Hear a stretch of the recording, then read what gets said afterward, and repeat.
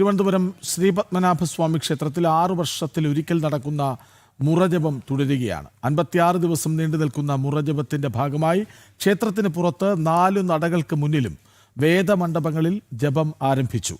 വന്ദേ പത്മനാഭം എന്ന പേരിൽ നടക്കുന്ന കലാപരിപാടികൾ ഇന്നലെ വൈകിട്ട് സിനിമാ താരം റാണ ദഗുപതി ഉദ്ഘാടനം ചെയ്തു. വേദങ്ങളെക്കുറിച്ച് ഭക്തർക്ക് കൂടുതൽ അവബോധം സൃഷ്ടിക്കുകയാണ് വേദമണ്ഡപങ്ങളുടെ ലക്ഷ്യം.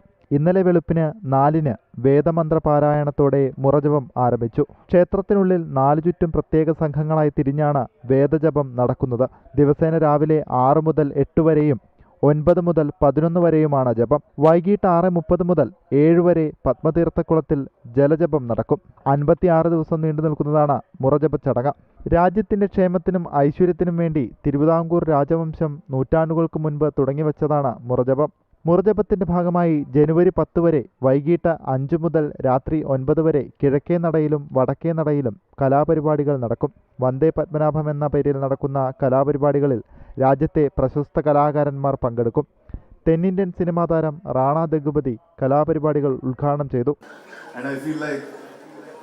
Celebrating tradition is not what we do, but it's who we are as Indians. And it's such a, firstly, thank you from the dancers to everybody who's put such a lovely performance here in welcoming us.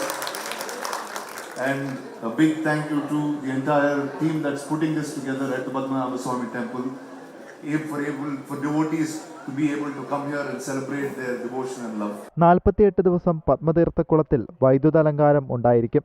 ഉത്തരായന സംക്രാന്തിയും മകരശീവേലിയും ലക്ഷദീപവും January 14-നാണ്.